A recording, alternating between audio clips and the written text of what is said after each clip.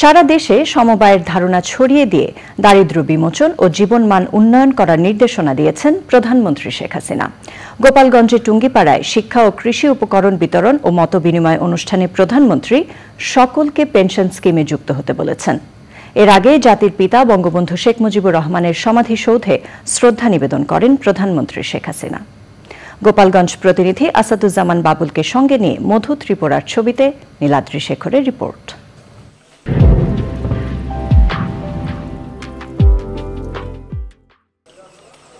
ঢাকা থেকে সড়ক পথে টুঙ্গিপাড়া পৌঁছে প্রধানমন্ত্রী শেখ হাসিনা জাতির পিতা বঙ্গবন্ধু শেখ মুজিবুর রহমানের সমাধিসৌধে শ্রদ্ধা জানান।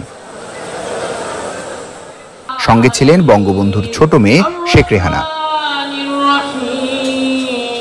এ সময় বঙ্গবন্ধু ও ৭৫-এর ১৫ই আগস্টের শহীদদের রুহের মাগফিরাত কামনা করে বিশেষ মোনাজাতে অংশ নেন প্রধানমন্ত্রী।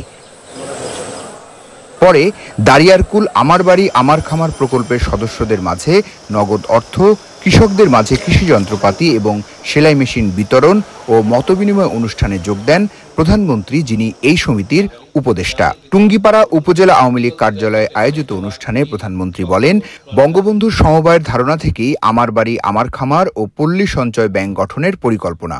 আমাদের যদি উৎপাদন বাড়াতে হয় তাহলে সেখানে আধুনিক প্রযুক্তি ব্যবহার করতে হবে, কৃষি যান্ত্রিকীকরণ করতে হবে। শুধুমাত্র সনাতনী পদ্ধতিতে চাষ করলে হবে না, আধুনিক পদ্ধতিতে চাষ করতে হবে।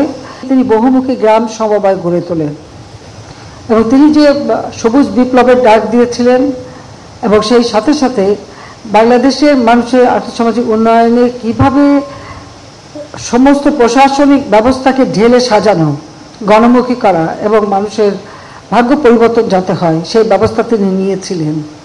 সমবায়ের ধারণাকে সারা দেশে ছড়িয়ে দিতে কৃষি উৎপাদন বাড়ানো এবং স্বনির্ভর বাংলাদেশ গঠনের প্রতি সবার আহ্বান জানান প্রধানমন্ত্রী। এই সমবায়ের মাধ্যমে মানুষের উৎপাদন বাড়ানো, দারিদ্র্য বিমোচন এবং ক্ষুদ্র সঞ্চয়ের ব্যবস্থা হয়।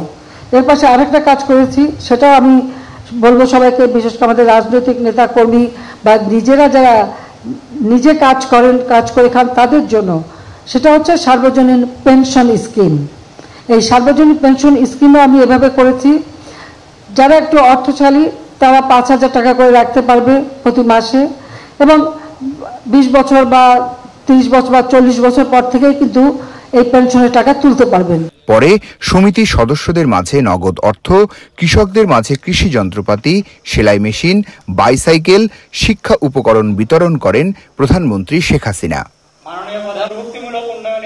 Niladri Shekhar, channel I, Tungipara, Gopalganj.